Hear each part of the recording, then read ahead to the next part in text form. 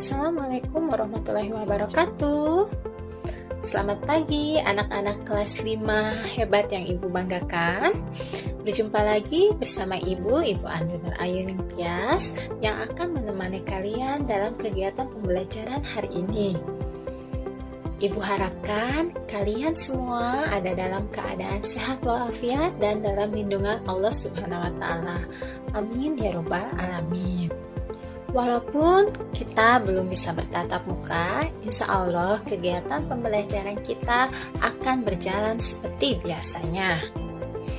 Tetap sehat, cerdas, semangat, walaupun belajar dari rumah.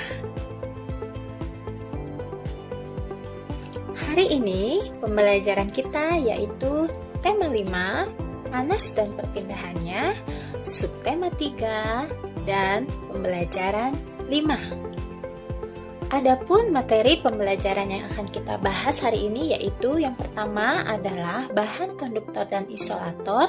Yuk kita mulai kegiatan pembelajaran kita hari ini. Perhatikan gambar berikut. Kalian tentu sudah tidak asing lagi dengan benda ini, bukan? Ya, ini adalah oven atau pemanggang yang biasa digunakan ibu untuk membuat kue. Oven adalah alat untuk memanggang kue atau makanan lainnya. Pemanggang atau oven ini biasanya diletakkan di atas kompor. Ada juga oven listrik yang menggunakan listrik sebagai sumber energi. Tahukah kamu bahan apa yang digunakan untuk membuat oven atau pemanggang? Proses perpindahan panas apa sajakah yang terjadi? Bagaimana dengan peralatan lain di rumahmu? Terbuat dari bahan apa sajakah ya alat-alat tersebut? Nah, untuk memperjelas, sekarang simak baik-baik apa yang akan Ibu jelaskan ya. Bahan konduktor dan isolator di sekitar kita. Barang-barang dalam kehidupan sehari-hari banyak yang memanfaatkan sifat benda sebagai konduktor atau isolator. Benda apakah itu ya? Selimut dan panci merupakan benda yang memanfaatkan sifat ini. Bagaimana cara kerja selimut? Selimut memerangkap udara. Udara adalah isolator sehingga tidak menghantarkan panas yang keluar dari tubuhmu. Dengan demikian, badanmu tetap terasa hangat. Jaket dan sarung tangan wol memiliki cara kerja yang sama, yaitu untuk merangkap udara agar badan tetap hangat dan tidak kedinginan. Bagaimana dengan panci yang biasa digunakan di dapur? Panci terbuat dari bahan logam, misalnya aluminium. Aluminium merupakan penghantar panas yang baik. Panci akan menghantarkan panas ke makanan yang dimasak. Ada bagian pada panci yang justru berfungsi sebagai isolator. Pegangan panci terbuat dari plastik.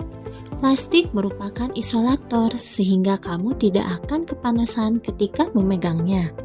Oven atau pemanggang juga menggunakan prinsip perpindahan panas secara konduksi. Dengan menggunakan bahan konduktor seperti aluminium, diharapkan panas dari sumber panas seperti kompor tidak keluar, sehingga panas tersebut dapat mematangkan kue atau masakan yang dipanggang. Pemanggang biasanya berbentuk kotak dan tertutup. Bentuk yang tertutup ini ingin memaksimalkan panas untuk mematangkan makanan secara merata. Selanjutnya, mesin mobil dan motor. Mesin mobil dan motor terbuat dari bahan yang dapat menghantarkan panas. Mesin memerlukan panas untuk memperoleh kinerja mesin yang ideal. Mesin juga memerlukan energi listrik sehingga perlu bahan konduktor sebagai penghantar. Dahulu, ketika listrik belum banyak digunakan, masyarakat menggunakan bara arang sebagai sumber panas. Arang hitam dibakar terlebih dahulu. Setelah menjadi bara, baru kemudian dimasukkan ke dalam setrika. Setrika ditutup dengan pegangan yang terbuat dari tembaga yang berat. Berbeda dengan setrika listrik yang digunakan saat ini. Sumber panas berasal dari aliran listrik yang memanaskan kumparan di bagian bawah setrika. Agar panasnya sampai dari kabel listrik ke pakaian, maka pada alas atau bagian bawah setrika dibuat dari bahan logam. Sedangkan bagian pegangan setrika terbuat dari plastik yang bersifat isolator. Tadi kalian sudah menyimak pemaparan materi mengenai bahan konduktor dan isolator yang ada di sekitar kita dalam kehidupan sehari-hari. Sekarang Ibu akan memberikan tugas agar kalian bisa lebih memahami materi yang sudah Ibu sampaikan tadi. Tugasnya yaitu pertama, perhatikan beberapa peralatan yang ada di rumahmu. Kemudian, jika kamu perhatikan, ada beberapa peralatan yang menggunakan bahan isolator dan konduktor sebagai bagian dari peralatan tersebut. Lalu, lakukan pengamatan secara sesama di rumahmu. Temukan beberapa peralatan yang menggunakan bahan isolator dan konduktor dengan kegunaannya masing-masing. Identifikasi nama, kegunaan, dan sifat hantaran yang ada pada alat tersebut.